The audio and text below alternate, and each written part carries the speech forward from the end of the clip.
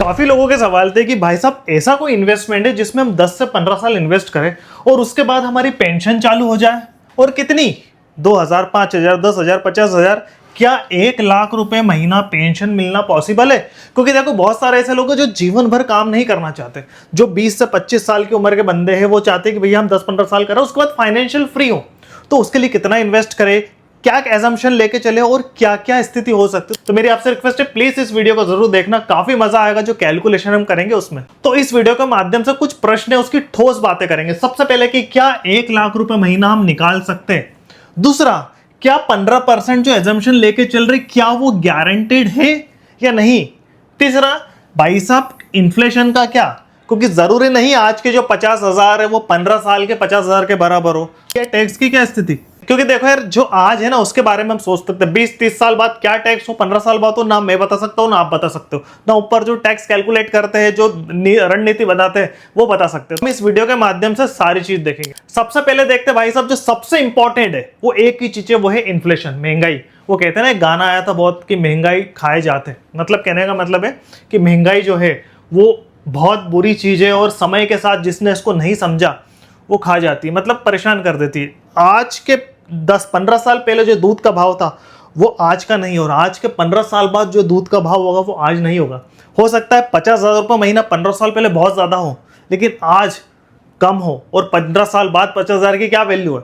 तो भाई साहब इन्फ्लेशन भी होता है महंगाई, जो कि हम कैलकुलेट करेंगे। जो 50,000 रुपये महीना और अगर हम 6% का इन्फ्लेशन जोड़ लें तो वैल्यू होगी 15 साल बाद 1,20,000, करीबन 1 लाख के आसपास। ठीक है, मतलब जो सामान आज आप 50,000 रुपये महीने में घर का खर्चा अगर चलाते होंगे, उसी सामान उसी लाइफ स्टाइल को जीने के लिए आपको 15 साल बाद 1,20,000, मतलब 1 लाख से 1,20,000 रुपये महीने की जरूरत पड़ सकती है अगर हम 6% की महंगाई दर जोड़े। तो 1-8% ऊपर नीचे होगी भविष्य में, वो तो नहीं, बट हमने एजम्पशन भी इन्फ्लेशन का करके रखा। तो क्या लगता है आपको कि 50,000 से सैलरी आपकी 1 लाख हो जाएगी? क्या लगता है? हो जाए तो अच्छी बात, और अगर नहीं होगी तो क्या करना पड़ेगा? तो एक ही उत्तर है उसका, इन्वेस्टमेंट। हमको कुछ ऐसा इन्वेस्टमेंट करना पड़ेगा जो भविष्य के खर्चे हमारे निकाल सके। तो हम इस वीडियो में 3 उदाहरण लेके चल रहे हैं। पहला व्यक्ति वो जिसकी 50,000 रुपये महीना इनकम है, ठीक है, तो उसके लिए भविष्य में 1,20,000 की आवश्यकता हो सकती है। दूसरा, वो व्यक्ति जिसकी इनकम 35,000 रुपये महीना है, उसके लिए 1 लाख रुपये महीने की आवश्यकता हो सकती है। और वो बंदा जो बेचारा गरीब मध्यम वर्ग में और 18,000 20,000 रुपये महीना कमाता है, तो भाई साहब उसके लिए 15 साल बाद 80,000 रुपये महीने की इनकम होगी, तब वो उस स्थिति के लेवल को जी सकता है। तो यहाँ पर हम 3 फॉर्मूले लेके चल रहे हैं, और मैं आपको बता दूं ये कोई मैंने इजाद नहीं करा, ये आइडियल फॉर्मूला। ऐसा नहीं कि मैंने बताया है, किसी और ने बताया तो उसने इजाद करा। ये फाइनेंशियल मार्केट जो इन्वेस्टमेंट रिटायरमेंट जो हैबिट है उसके आइडियल रूल है, उस हिसाब से हम चल रहे हैं। 1-8% या जो भी फॉर्मूला है उसको आप आपके कस्टमाइज से कर सकते हैं। तो यहाँ पर हम 3 उदाहरण लेके चल रहे हैं। सबसे पहला जो है वो है फास्ट ट्रैक रिटायरमेंट फॉर्मूला। ठीक, 15-15-15, ये 15-15-15 बहुत चर्चित है, काफी लोगों ने बताया है, बट फिर भी इसको मैं बता दूं, इसको हम अपने तरीके से देखेंगे। सबसे पहला भाई साहब वो व्यक्ति जिसकी उम्र 40 साल है, काम कर रहा है। अब बोलेंगे नहीं हमारी कम है, तो उस पर भी आएंगे। दूसरा, जिनकी इनकम 50,000 रुपये महीना है, ठीक है, मान लीजिए उदाहरण के तौर पर, कि उदाहरण ही लेके चल रहे। अब बहुत सारे बोलेंगे भाई साहब मेरी भी कम है, वो भी आगे आएगा। ठीक है, उसके लिए 15-15-15 का अगर रूल देखें तो अगर वो 15,000 रुपये महीने की SIP करे, अब काफी लोग बोलेंगे 15,000 बहुत ज्यादा हो जाते हैं, कम की बताओ, तो भाई साहब वो भी स्थिति आएगी। और अगर हम 15 साल मान के चले, और क्योंकि 40 साल का है तो भैया रिटायरमेंट 60 होता है, बट हम लेके चल रहे कि भैया 50-55 में अगर मान लो रिटायर हो जाए, और एजम्पशन हम 15% मान के चलेंगे। अब यहाँ पर भाई साहब बहुत सारे लोग आ जाएंगे, भाई साहब शेयर मार्केट या म्यूचुअल फंड में 15% CAGR मिल ही नहीं सकता, होता ही नहीं है, गारंटेड नहीं होता है। जी हाँ, बिल्कुल भी गारंटेड नहीं होता है। लेकिन पिछले 5 साल 10 साल 15 साल 20 साल की बात करें तो कुछ अच्छे फंड ने 15% या उससे ज्यादा का भी रिटर्न दिया था पास्ट के हिसाब से। तो हम जो कैलकुलेट कर रहे हैं ना वो इस हिसाब से कर रहे हैं। और आप जो 15% के हिसाब से जोड़ रहे हो, ये CAGR है, कंपाउंड एनुअल ग्रोथ रिटर्न, मतलब किसी साल 50% ऊपर तो किसी साल 30% नीचे, तो किसी साल 10% ऊपर तो किसी साल 5% नीचे, तो हर साल का कंपाउंडिंग होता है। इसकी जो बातें हम डिटेल लास्ट स्लाइड में करेंगे और आपको समझ में आएगा। तो इस हिसाब से अगर कैलकुलेशन देखें तो भाई साहब अगर कैलकुलेट करें तो करीबन 1 करोड़ का कॉर्पस उसका बन सकता है। मतलब वो कोई बंदा 40 साल का है और 15,000 की SIP करता है, ठीक है, 15 साल तक के लिए, और 15% हम एक्सपेक्टेड रिटर्न देखें पास्ट के ऐतिहासिक रूप से, तो 1 करोड़ बनने की संभावना हो सकती है। दूसरा उदाहरण, वो व्यक्ति जिसकी उम्र कम है, सैलरी भी कम है, बैलेंस रिटायरमेंट फॉर्मूला जिसमें आता है 10 15 20, ठीक है। वो व्यक्ति जिसकी उम्र 30 से लेके 35 साल है और वो 30-40 हजार के आसपास ही कमाता है, मतलब 35,000 एवरेज कमाता है, कितनी एसआईपी करना चाहिए उसको? 10,000 की अगर वो करेगा 10 15 20 के हिसाब से 20 साल के लिए, और 15% का एजम्पशन देखे तो भाई साहब लगभग 1.25 करोड़ के आसपास बनने की संभावना हो सकती है अगर हम 15% का एजम्पशन चले तो। तीसरा जो सबसे इंपॉर्टेंट है भाई साहब वो है अर्ली स्टेज फॉर्मूला, वो है 5 15 25।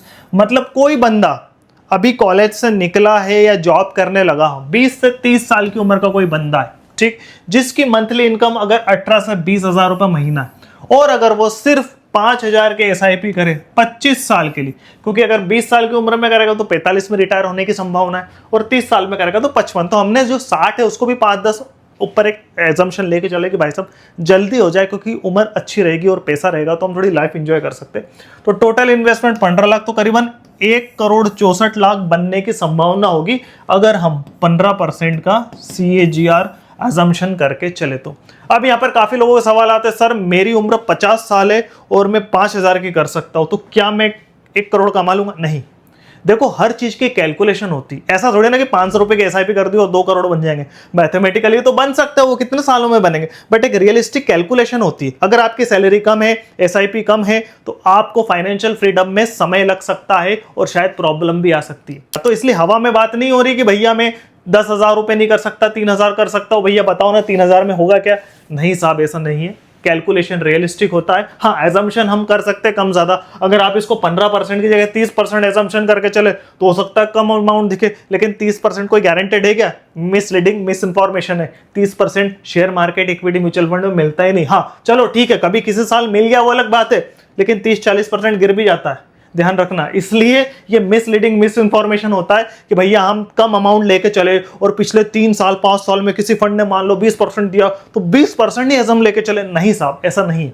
रियलिस्टिक कैलकुलेशन, रियलिस्टिक एजम्पशन होता है, तब जाके उससे फाइनेंशियल प्लानिंग होती है। हवा में नहीं चलता है कि 500 रुपए की एसआईपी कर दी, 1000 की कर दी, ऐसा नहीं।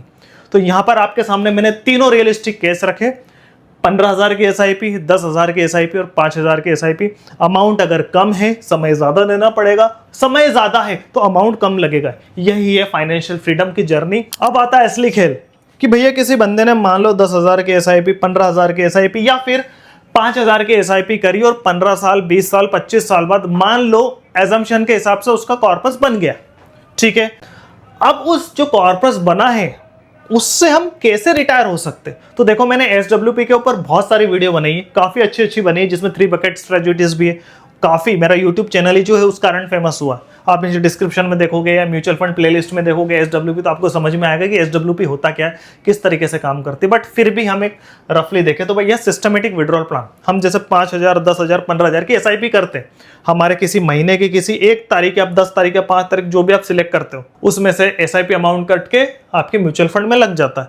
15 साल बाद मान लो आपको अब इनकम चाहिए, तो उसी म्यूचुअल फंड जो है उससे आपके अकाउंट में सिस्टमेटिक विड्रॉल होता रहेगा। उसको कहते हैं सिस्टमेटिक विड्रॉल।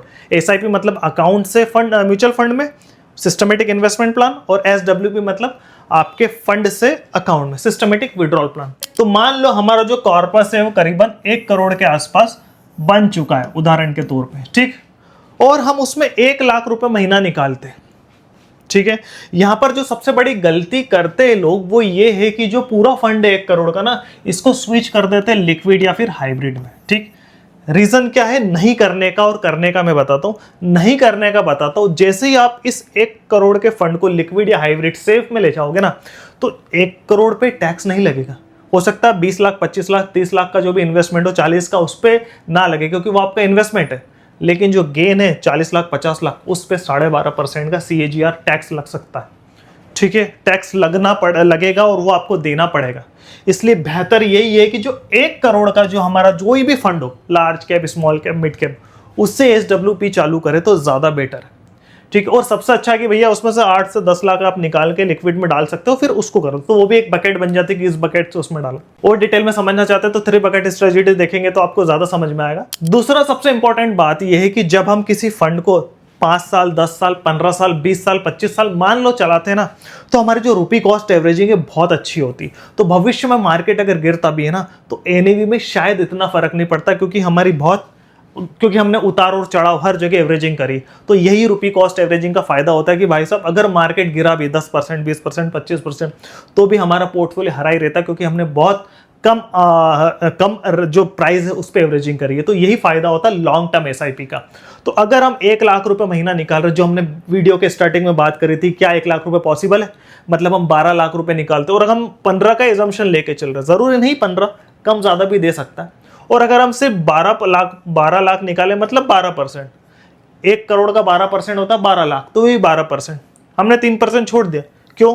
हो सकता है 15 नहीं दे, किसी साल 14 दे, किसी साल 13 दे, किसी साल 12 दे, कम भी हो सकता है ना, ज्यादा भी हो सकता है, कम भी हो सकता है, हम तो कम की मान के चले, ठीक है। और इसमें आप आपके हिसाब से मॉडिफाइड भी कर सकते हो। 1 करोड़ रुपए मान लो मैंने लगाया और किसी साल अगले साल 15% का रिटर्न दे दिया, तो 1 करोड़ 15 लाख हो गए उदाहरण के तौर पे। तो आप चाहे तो 12 लाख निकाल सकते हो, 3 लाख रहने दो। उसके अगले साल मान लो 10% का ही दिया, कम दिया, गिर गया, 15 नहीं 10 ही दिया, तो आपके पास 3 लाख वो थे और इसके 10% ये थे अलग से बड़े, तो इसका पैसा निकाल सकते हैं। और सबसे अच्छी स्ट्रेटेजी होती है, मान लो किसी साल भर, ऐसा नहीं हो कि बेयर मार्केट जीवन भर चलता है, कुछ साल 1 या 2 साल चला अगर मान लो बेयर मार्केट, तो उस टाइम जरूर नहीं 1 लाख निकालो, 50,000 निकालो, 60,000 निकालो, 70,000 निकालो। मार्केट अगर बढ़ जाए तब ज्यादा निकालो, मार्केट गिर जाए तो कम निकालो। तो इस हिसाब से आपके थोड़ी मॉडिफाइड करना पड़ेगा। जरूर नहीं कि हर महीने का सिर्फ 1 लाख रुपए ही निकालो। मार्केट गिर गया, रिटर्न कम बना, तो 50 निकाल लो, 60 निकाल लो, 70 निकाल लो।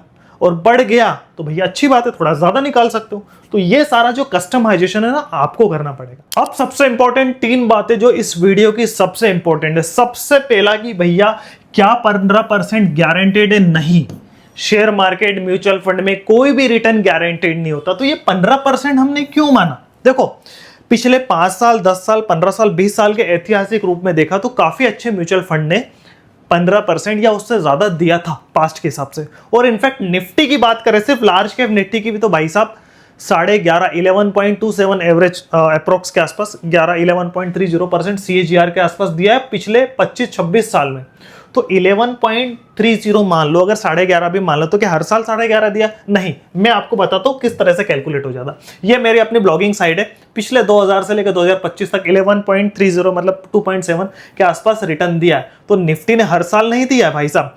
निफ्टी के इसमें 2003 से 7 भाई साहब 41% पॉजिटिव था, 9 से 10 44, 12 से 14 21, 17 से 25 13, ठीक है। उसी तरह नेगेटिव देखे तो .com में क्रश हुआ था 33%, फाइनेंशियल क्राइसिस 51%, यूरो में 24 और कोविड में 38। तो कुल मिला के इस 25-26 साल में चार्ट में किसी साल -20%, फिर -15%, फिर 3% पॉजिटिव, फिर 70%, फिर 8%, ऐसे कम ज्यादा होते होते निफ्टी का टोटल 26 साल में 21 साल पॉजिटिव और 5 साल नेगेटिव। तो एवरेज तब जाके बना 11.27% CAGR सालाना। CAGR मतलब कंपाउंड एनुअल ग्रोथ रिटर्न, सबका एवरेज। और ये तो सिर्फ निफ्टी का था। अगर आप सर्च करोगे small cap, mid cap, flexi cap, large cap, तो काफी small cap, in fact small cap का तो कुछ ऐसे फंड है जिनने 20-20, 25-25% का CAGR दिया था पास्ट के हिसाब से, बट वो बहुत ज्यादा रिस्की होता है। लेकिन फिर भी अगर आपका 5 साल, 10 साल या 15 साल का नजरिया ना, तो एक बार मिड कैप, स्मॉल कैप के बारे में सोचना चाहिए, रिस्क रिवार्ड जान के। दूसरा सबसे इंपॉर्टेंट भाई साहब, रिस्क, कि क्या 1 करोड़ में से हमेशा 1 लाख रुपए निकाले? नहीं। 140 करोड़ की जनसंख्या है, 140 करोड़ के अलग अलग खर्चे। ये डिपेंड करता है कि भाई साहब रिटर्न कितना दे रहा। क्या किसी साल 15% दिया तो आप उस हिसाब से निकाल सकते हो, किसी साल कम दिया 10% तो उसी साल से दे सकते हो, किसी साल मान लो नहीं दिया तो नहीं निकाल सकते। पर ऐसा तो ही नहीं, निकालना पड़ेगा। तो उस टाइम जब ज्यादा दिया ना, तो वही हो सकता है, क्योंकि जब हम 15% दिया और हमने 12 निकाला ना, तो जो 3% किसी साल ज्यादा दिया ना, वो उस समय काम आएगा। दूसरा, टैक्स के हिसाब से भी देखना पड़ता है कि भाई साहब इस बार टैक्स, क्योंकि 1.25 लाख तक टैक्स छूट है इसमें, हाँ एग्जम्प्टेड है। 1.25 लाख तक withdrawal long term capital gain tax है। दूसरा, इन्फ्लेशन और विड्रॉल रेट। हर चीज डिपेंड करता है आप पे। लेकिन अगर आप चाहते हो कि भाई साहब हम थोड़ा सा सेफ्टी ले, तो विड्रॉल 3 से 4% या मैक्सिमम 5% भी माने ना, मतलब 1 करोड़ का आपका 5 लाख साल का, मतलब 50,000 रुपये महीना अगर आप निकालोगे, तो जो वैल्यू है वो आपको, जो SWP निकालोगे वो पैसा निकलता भी रहेगा लंबे समय तक। दूसरा, उस बची हुई वैल्यू है ना वो ग्रो भी होती रहेगी। तीसरा सबसे इंपॉर्टेंट जो लोग इग्नोर करते हैं वो स्टेप अप। लोग क्या करते हैं, सैलरी बढ़ती है, खर्चे बढ़ते हैं, लेकिन SIP सिर्फ 2,000 और 500 की चलने देते। अगर आपकी सैलरी 5,000, 10,000, 15,000 की चल रही है, तो भाई साहब उस रेशियो में इनकम भी बढ़ती है। ऐसा नहीं है कि आज से 10 साल पहले इनकम जो थी आपकी वही है या कम हुई, नहीं। खर्चे बढ़ते, परचेसिंग पावर बढ़ती है, महंगाई बढ़ती है, तो सैलरी भी बढ़ती है। तो 5%, 10% या 15% हर साल SIP आप बढ़ाते रहेंगे, स्टेप अप करते रहेंगे, तो आपका फाइनेंशियल फ्रीडम का गोल जल्दी होने की संभावना हो सकती। तो हम जो रिटायरमेंट 15 साल की बात करते हैं, शायद वो 14 साल, 13 साल, 12 साल में भी आ सकता है। तो देखो, इस वीडियो बनाने का मकसद ये नहीं था कि आप 1 लाख रुपए महीना निकालते रहोगे 15 साल बाद, नहीं। इस वीडियो बनाने का मकसद था कि फाइनेंशियल फ्रीडम जरूरी है। आपकी इनकम क्या है, मंथली एक्सपेंस क्या है, उस हिसाब से कैलकुलेट करें, इन्फ्लेशन लगाए, और कितना अमाउंट SIP करना है वो आप खुद कैलकुलेट करें। हमारा SIP कैलकुलेटर है, नीचे लिंक दी है, वहां से इन्फ्लेशन कैलकुलेटर है, गोल कैलकुलेटर, सब आपको नीचे मिल जाएंगे। वहां से आप आपका फंड बनाए कि भाई साहब कितने कॉर्पस की जरूरत है, उसके लिए कितने SIP की जरूरत है, वो कैलकुलेट करें और अपनी फाइनेंशियल फ्रीडम की जर्नी में एक स्टेप आगे पहुंचे। अब आपसे एक सवाल है, प्लीज कमेंट जरूर करना हाँ या ना में, क्या म्यूचुअल फंड लॉन्ग टर्म में 10 साल, 15 साल, 20 साल में फाइनेंशियल फ्रीडम, मतलब पैसे की टेंशन ना होने की संभावना दे सकता है या नहीं? अगर लगता है हाँ तो प्लीज हाँ कमेंट करें, और ना तो ना। अगली वीडियो किस पे चाहते हैं वो भी बताएं। हमारे व्हाट्सएप ग्रुप को ज्वाइन करें। नेक्स्ट वीडियो पे जल्दी मिलेंगे, तब तक के लिए bye bye, thank you very much.